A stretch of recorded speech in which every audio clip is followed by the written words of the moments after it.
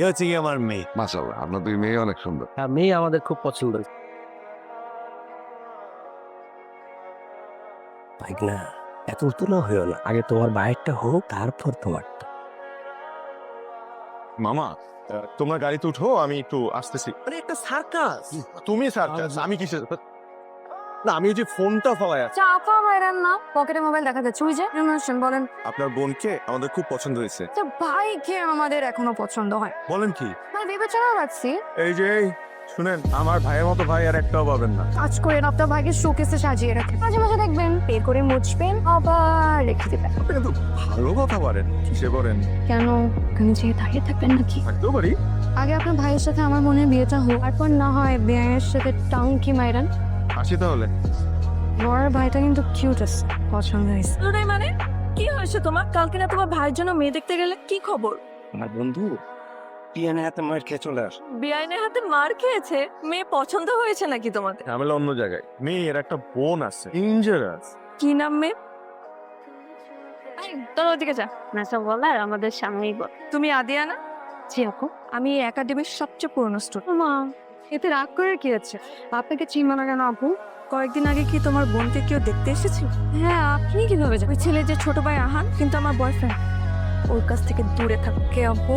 তোমার বোনের বিয়েতে ইনভাইট করতে ভুলো না কিন্তু। শুধু আপনাকে ইনভাইট করব না, আহান ভাইকে ইনভাইট করব। বুঝলি না? আদিয়াকে বুঝিয়ে দিলাম ও যেন আহানের দিকে তাকানোর সাহস না পায়।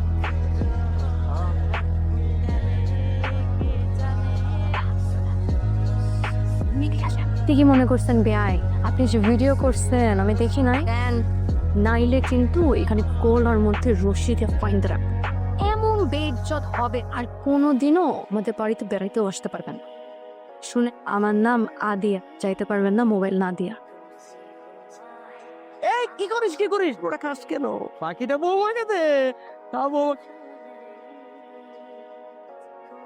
মনে হচ্ছে তোমার বি কনে তুমি। তোমাকে অনেক অনেক বিউটিফুল লাগে। Stop flirting. বয়স হচ্ছে কেন এত মিথ্যা বলে বুঝি না। কিসের মিথ্যা? তুমি আমার দেখা সবচেয়ে সুন্দরী মেয়ে। বুঝছি, আপনার একটাতে হয় না, আরো 2-3টা দরকার। বলবো বলে এত মেসেজ আসে কেন? মেসেজের নোটিফিকেশনে আমি তো পাগল হয়ে যাচ্ছি। মামা, আপনি এক কাজ করেন, ওনার ফোনটা নিয়ে না। ওনার ফোনেই তো বেশি টেক্সট আসে, দেখবেন টুংটাং বন্ধ হয়ে যায়। এই দে তোর ফোনটা দে। আরে দে বলছি। ঘন্টা পরে পা। তুমি এখানে কি করো? ভেতরে যাও, আমি আসছি। তোমার আম্মা কেমন আছে? ভালো আছে। রাব্বু? আব্বু ভালো। আরে আয় আয়, দেখ কে আসছে। বাস। জি।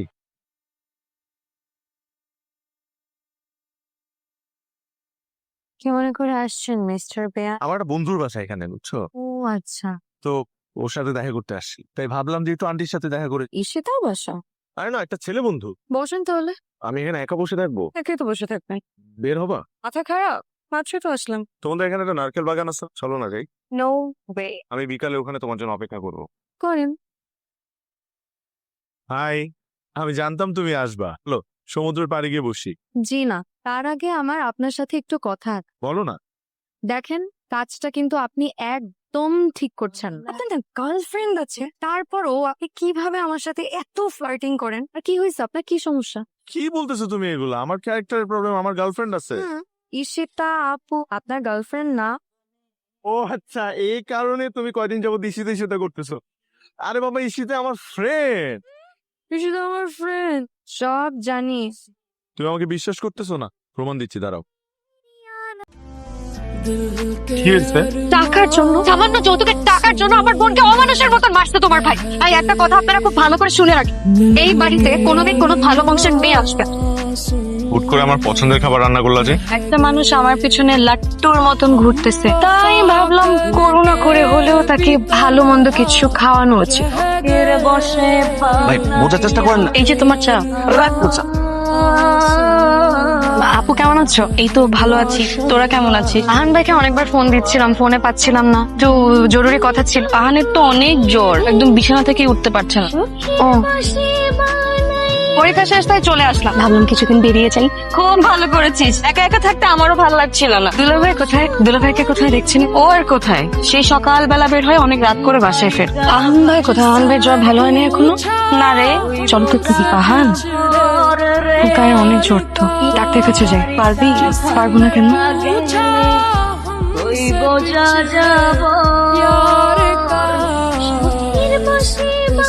আপনার জ্বর একদম সেরে গেছে, এখন চাইলে আপনি দৌড়াতেও পারবেন।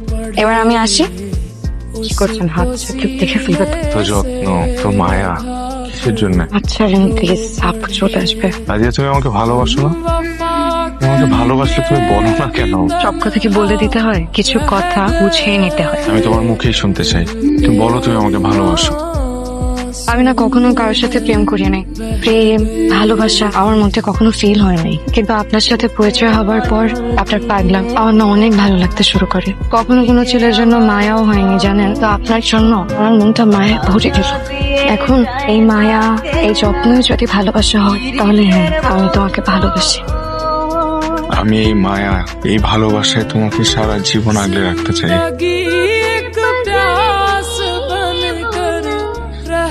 তুমি আবারও এসব ঘরে বসে খাচ্ছ? নয় কতবার মানা করছো খাওয়ার জন্য?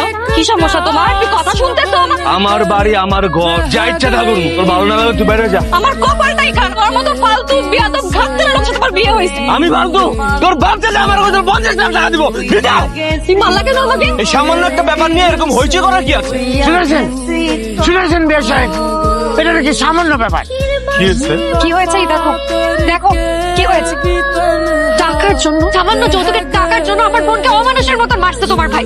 এই মেয়ে চুপ করো তুমি, বেয়াদবের মতো কথা বলছো কেন? আপনি তাহলে কি করবেন আপনি? একটা থাপ্পড় মেরে গালের সব দাঁত ফেলে দেবো।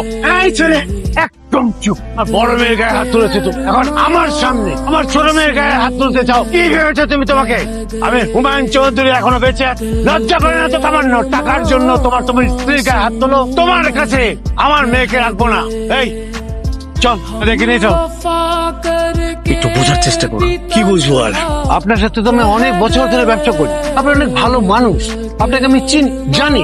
আপনি তো আপনার ভাগ্নের কথা আমাকে বলেছেন, ওর জন্য সম্বন্ধ এনেছেন, বলেছেন ছেলে লাখে একটা। আমি কিচ্ছু না বলে আমি রাজি হয়েছি। তারপর বলেছেন ছেলের ব্যবসার জন্য 50 লাখ টাকা দরকার, দেবো, কোনো সমস্যা নেই। শিপটা খালাস হলেই তো আমার কাছে আমার লিকের বানি চলে আসে। এই সামান্য দেরির জন্য সে আমার কলিজের টুকরা মেয়ের গায়ে হাত তুলবে? আমি আর এই কারণের কাছে আমার মেয়ে রাখবো না। আদিয়া, যাক নাদিয়া, এই বাড়ি থেকে একবার চলে গেলে কিন্তু আর ফেরত আসতে পারবে। আমার আপু আসবে, আর যদি আসতেও চায় আমরা কোনোদিন আসতে দিব না। তাই একটা কথা আপনারা খুব ভালো করে শুনে রাখবেন, এই বাড়িতে কোনোদিন কোনো ভালো বংশের মেয়ে আসবে। আমার ভাইয়ের সাথে আপনার অনেকদিন ধরে গণিমনা হচ্ছিল। আপুকে সময় দেন, প্রথম কথাও বলে না, আর দেরি করে নাকি বাসায় ফিরে। আমরা তুমি জানো এই ছেলে মাঝে মধ্যে ড্রিঙ্কও করে, এর আগেও নাকি 2-1 বার আপুকে হাত তুলছে। আগেও তোরে মারছে, আমার বলিস না কিসের জন্য? মেয়েরা সংসারের সব কথা সবসময় মুখ ফুটে বলতে পারে না ভাইজান।